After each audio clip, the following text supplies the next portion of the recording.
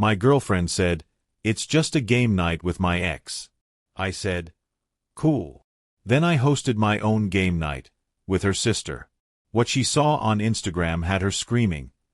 Asterisk asterisk. She stood in the doorway, keys in one hand, overnight bag in the other, and dropped it like it was nothing. "It's just a game night with my ex," she said, casual, like we were talking about grocery shopping.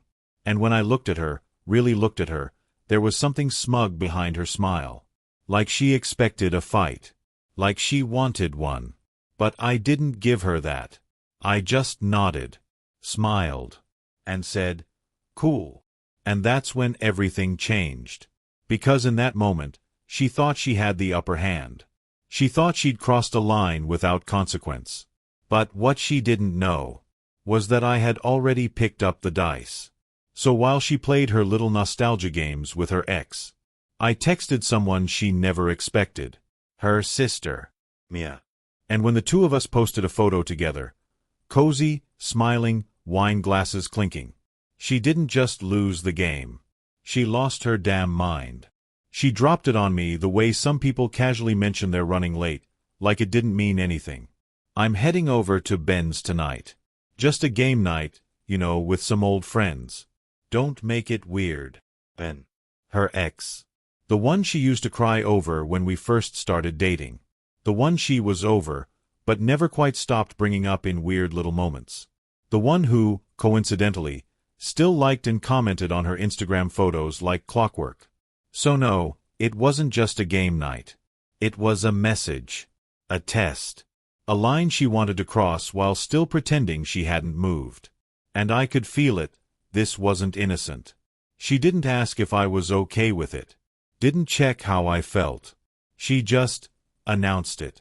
Like it was her right and I'd better smile and nod like the secure boyfriend she wanted me to be. The old me probably would have argued.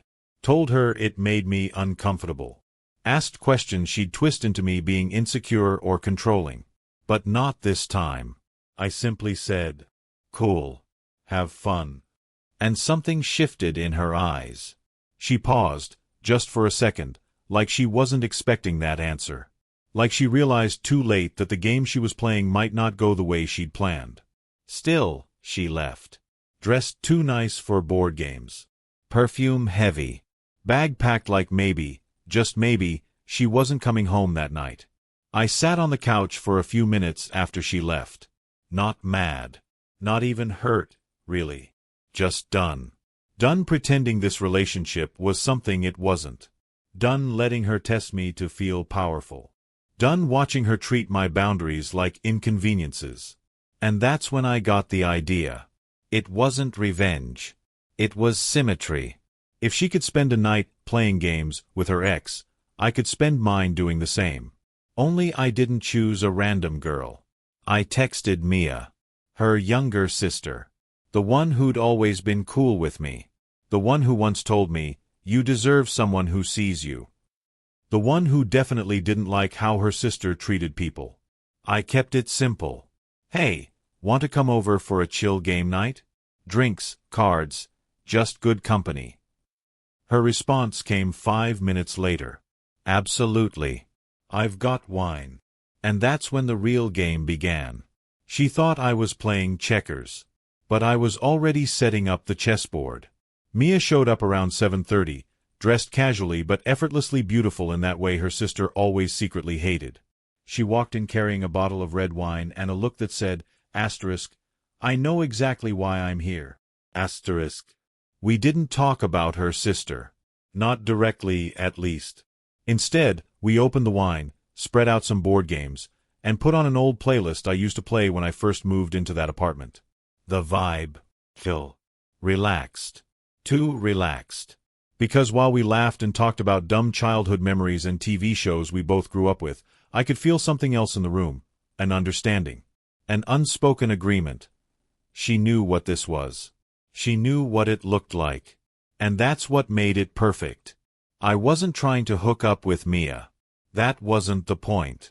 The point was to hold a mirror to the girl who thought she could tiptoe back into her ex's orbit while I stayed home like some loyal lapdog waiting for crumbs of respect. So when Mia reached for her phone and said, Want a picture for the memories? I didn't hesitate. She snapped a few shots, me and her sitting on the couch, laughing with glasses of wine in hand. One of her leaning into my shoulder with her hand on my chest while I held a deck of cards mid-shuffle. All innocent. All very open to interpretation. Then I said, "Mind tagging me?" She raised an eyebrow but smiled. "You sure?" "Absolutely." She tagged me in her story and posted it with the caption, "Game night with the best company wine glass chess pawn." And that was the match on gasoline. I knew her sister followed Mia religiously.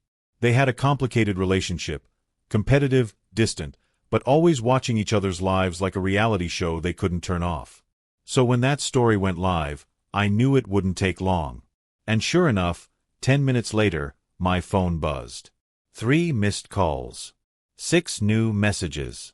What the actual F/CK? You invited my sister? Are you trying to be in a hole on purpose? *****. You knew how I felt about you two being too close. I stared at the screen, grinning to myself. She didn't even try to pretend she wasn't stalking her sister's posts. Didn't even attempt to play it cool. And the best part? I replied with the same exact words she gave me just 24 hours earlier. It's just a game night. Don't make it weird. It was like I had reached into her ego and pulled the cord. The screaming emojis came next. The voice messages, angry, shrill, panicked. All while she was still at her ex's place. And just like that, her little power play had backfired so hard it might as well have exploded in her lap. Because the moment she saw me sitting next to her sister, she realized this wasn't a game she knew how to win. The next morning, I woke up to a storm. Not thunder outside. No, this was digital chaos. She had blown up my phone all night. Dozens of messages, missed calls, voice notes that started with forced calm and escalated into full-on meltdowns. She must have left her ex's place in the middle of the night because by 8 a.m., she was standing outside my door, hair a mess, phone in hand, fists clenched like she was ready for war. I opened the door just enough for her to see I was very much unbothered. You think this is funny? She snapped. You think posting up with my sister while I'm gone is some kind of joke? I shrugged. Didn't seem to bother you when it was you and your ex. Her jaw clenched. That was different. Why? Because you warned me first. I stepped aside and leaned against the doorframe. You went to your ex's house for a cozy game night, no heads up, no conversation.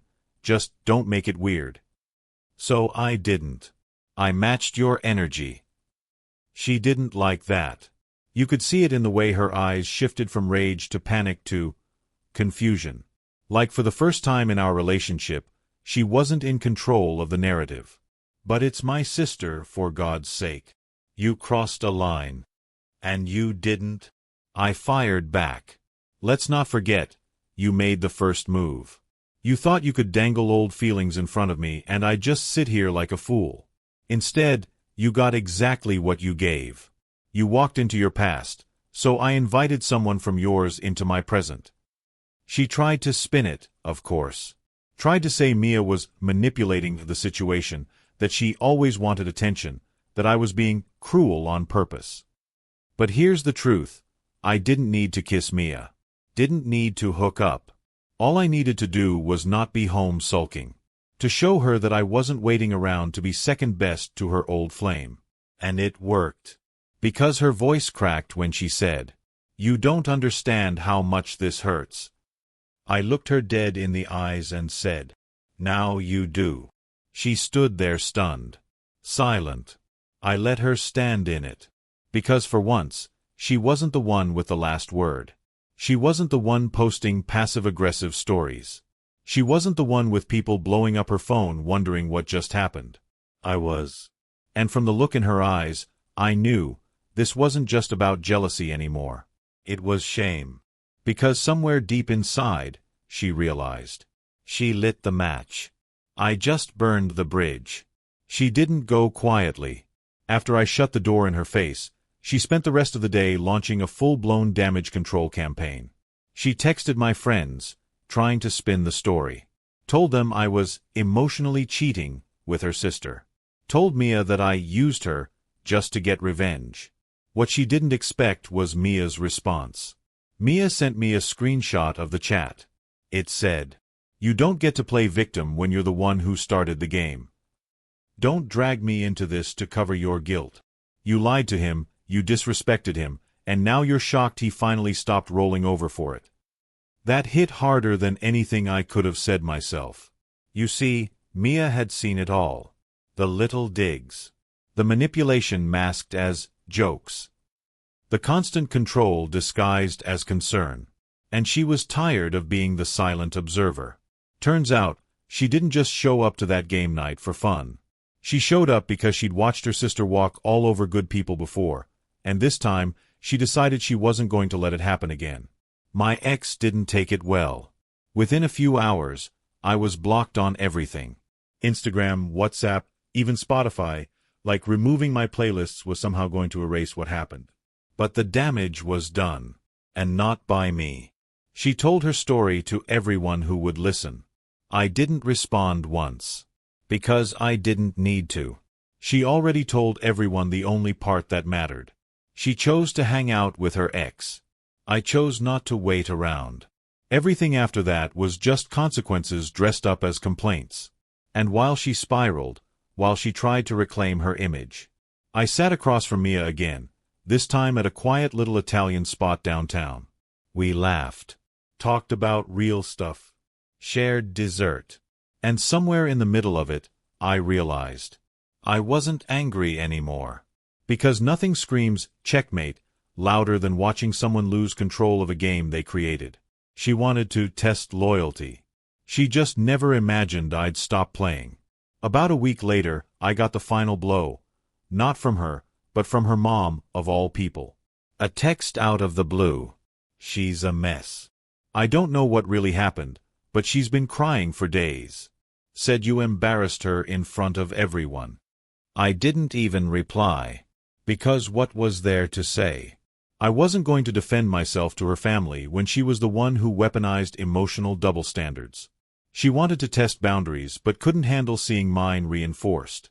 She thought dating meant control, and when that slipped through her fingers, so did the image she tried to maintain. But here's what really broke her. It wasn't the photo.